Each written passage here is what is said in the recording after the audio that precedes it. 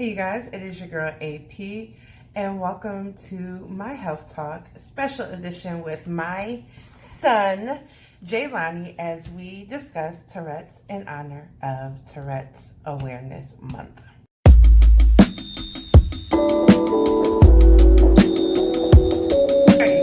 So if you're not new here, you have met Jaylani before, and you guys have had an opportunity to hear him talk about Tourette syndrome. But we're coming back, kind of to just a follow-up. He's a little bit older now. How old are you about to be? I'm about to be 12. Grown man status. And some things have changed since the last video, including his graduating elementary school last year and moving on to middle school. And so that meant going to a new school. And that's kind of the reason why I wanted to do this follow-up video, because Tourette syndrome and ADHD heavily impact the way our children experience social interactions, but especially in spaces like school. So we're going to dive into all of that stuff. But John, just tell us a little bit about yourself. Well, as you know, my name is Jaylani. My mom is Alicia Young. I'm 11 years old, going on 12. I am in 6th grade, going on 7th. Oh no, you're out of 6th grade, but I'm in 7th grade now. Technically, yes. And I guess that's all. What are your hobbies? What do you like? What are you into? I'm in books, video games, and TV. What are you watching? What are some of the things you're into? Dragon Ball Z. Watch it with Dad. And what do you watch with your mom? What did we just finish watching? Boo! No. We watched My Hero Academia. My son put me on to anime, you guys. He's a huge anime buff, and we also enjoy watching Doctor Who together. We're nerds, and it's okay. I like it. I love it. I love it for him, right? All right. So, Jaylani, would you like to tell people what is Tourette syndrome? Well, Tourette's is basically like a disorder where your motor issues that like sounds that are called tics, and sometimes they can be vocal or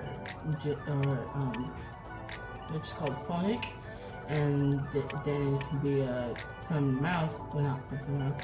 It can be like noises that's called, I don't know what it's called, but it's sort of like a sound that you make.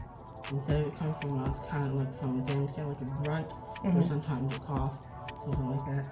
All right, so thank you for giving us your explanation of Tourette's. So like you said, it's a neurological disorder that affects the nervous system, and it results in verbal tics, which you actually just heard from coming from him, that grunt sound, and also motor tics, meaning facial grimacing, head jerking, shoulder, repetitive movements with the hands. And these are all involuntary. It's not something that people with Tourette's are doing on purpose. It just happens. They can't control it. And yes, it can, be increased if they're under a lot of stress or anxiety.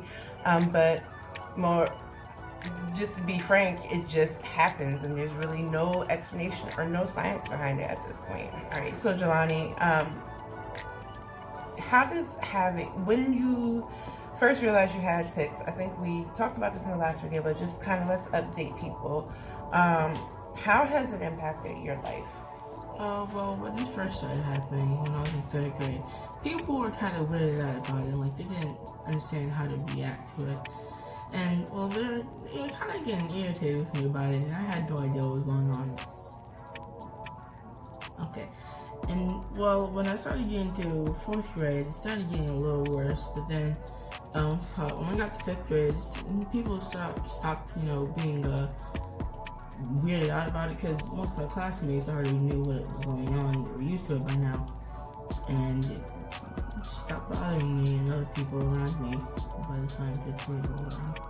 So you talked about how people responded to you. How did you feel about your tics though? Like, outside of other people, were you aware that you were ticking? At first, I wasn't aware until people started, talking about it.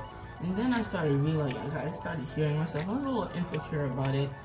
And then I started gradually just leaving it be, because I didn't really mind after a certain point in time. And people stopped minding it too.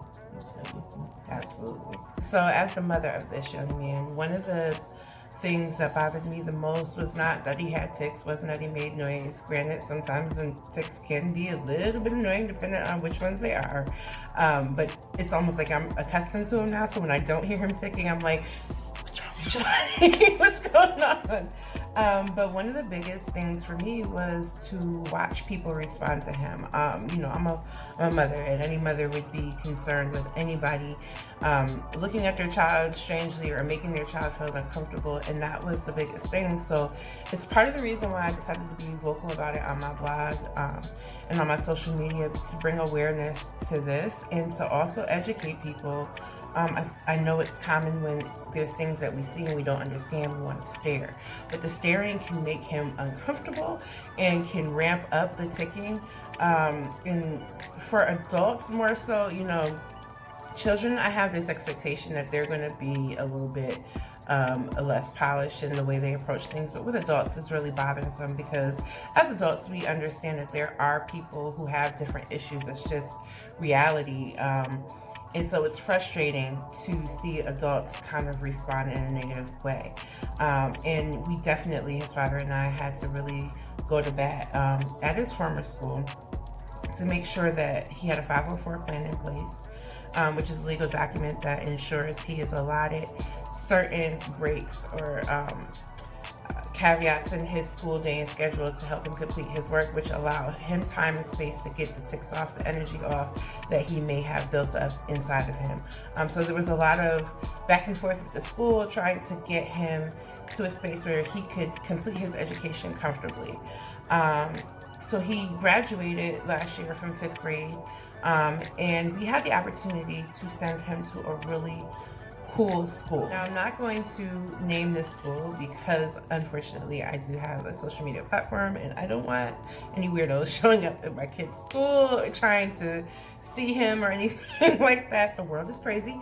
But one of the cool things about this school is that they make it their aim to educate children with special needs or atypical students. He would fall into that category because he is on the spectrum, right alongside neurotypical children. If you guys aren't familiar with those terms, atypical children are children whose brains function differently than normal children.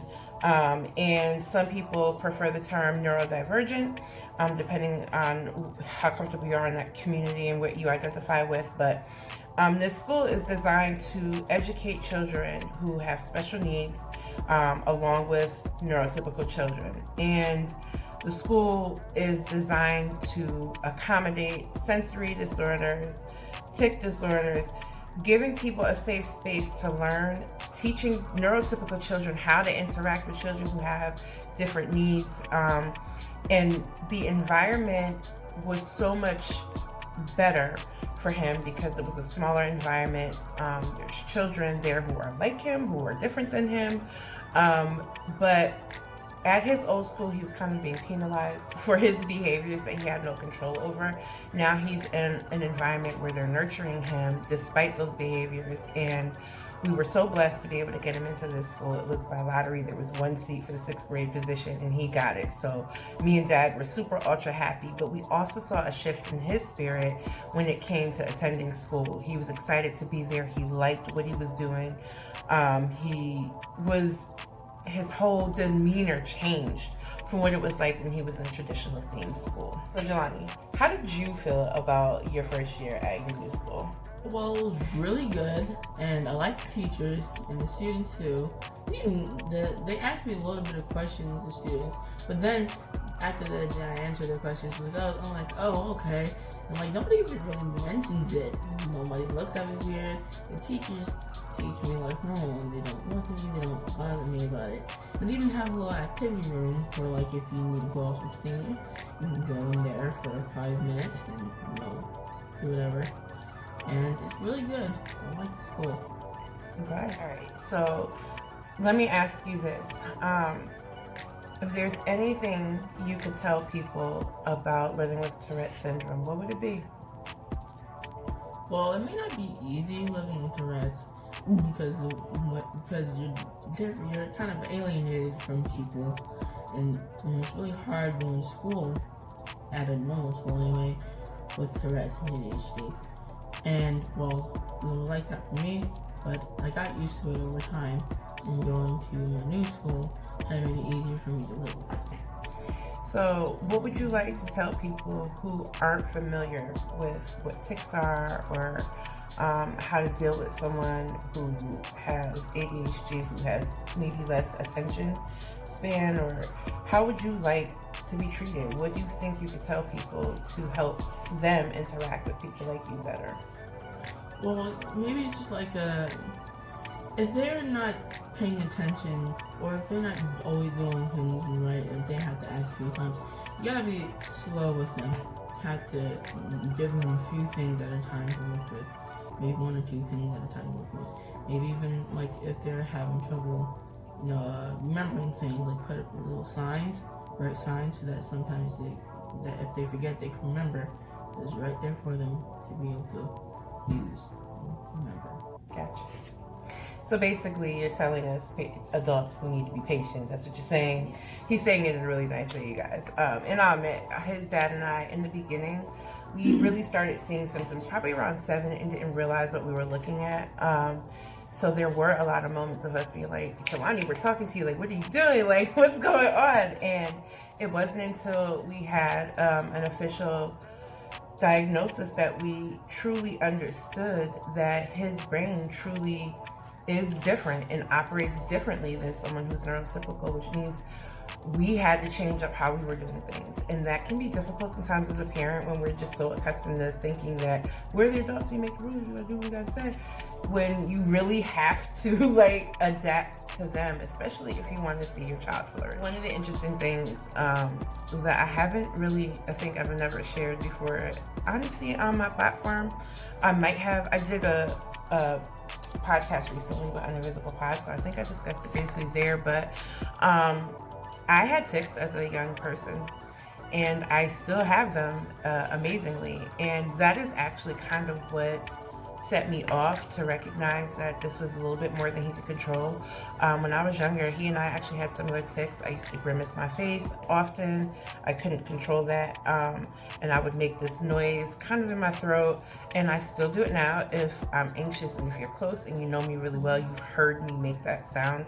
It usually only manifests now when I'm feeling really anxious, but growing up, my mom and my siblings just thought I was being the annoying sibling, so they made fun of me, and my mom didn't get it. And back then, there wasn't as much information about Tourette syndrome, because it's always what you see on TV, where everybody's cursing and flapping their arms wildly, when honestly the cursing aspect, and that actually has a name, I think it's corpelia. I might be saying that wrong. I'll insert the word here on the screen. So, people seeing that on television, they assume that's what Tourette's is, when there's a range with Tourette's. There's a spectrum. Every tic is not the same. Some people have it worse than others. Fortunately for me, while it was tough, it was bearable, and as I got older, I saw my tics dissipate, and I was never formally diagnosed. It wasn't until I was an adult and my therapist is like, you think you might have had it too? I'm like, it is what it is. At this point now, knowing what I know about my experience, it makes me highly sensitive to his experience, and it's something that I always want to be open about on my platform, to educate parents really to pay attention to your children. Oftentimes, when our children start to exhibit different behaviors, we might get worried, or we might want them to stop doing what they're doing, so we kind of, don't do that, stop it. And we're almost afraid to explore the possibility that, there's something wrong, especially with young Black children, Black boys especially. They get overdiagnosed, mislabeled all the time. So as a mother of a Black child, you might be fearful to have a diagnosis because you're afraid moving your child through the school system what that might be like for them. And unfortunately, it's vastly different for white children versus little brown kids. So I understand your fear. That fear was there, but at the end of the day, what was most important to me was to learn what he had and learn how to adapt, learn how to cope, and be his advocate, because no matter what, he deserves exactly what every other child deserves, which is access to fair education and respect in the classroom and the ability to flourish. And so we're trying to nurture that as much as possible despite those things. And more than anything, his resiliency is like such a motivation to me. I tell he doesn't know it, like he's my hero. I tell him that all the time. Like whenever I'm feeling like super low about my own circumstances, I'm like, yo, my son gets up every day, has a smile on his face, and taken away, and that's just who he is. And seeing him be comfortable in his skin certainly helps me be comfortable in my skin. Before we wrap up, I want you guys to hear about his new t-shirt line. You want to tell them about your new t-shirt line? My new t-shirt line, it's called, it's kind of my own personal study and about my own tips and stuff. It's called I'm a Ticking Time Bomb. And it's really nice. It's a way to make me feel positive about myself. It's really good. I hope that you can check it out. Yes, so Dad and I are going to help him launch his first line, and we're really excited about it. So when that information becomes available, of course, we'll put it up and you guys can shop it if you want to. We want to support his entrepreneur spirit since he's, walking in the footsteps of Mom. Is there anything else you want to tell people before we wrap it up? Thank you for listening to my experience. He's so handsome. He hates this sometimes, and I don't care. Thank you guys so much for joining us, and we hope you learned something today. And if you guys have questions, feel free to leave them. You can email me. You guys can hit me up on IG. All of my social is always linked down below, and we would love to answer any questions that you guys have. Until next time, thank you so much, Jaylani, for being here with me. You're welcome, Mom. All right. We'll see you guys.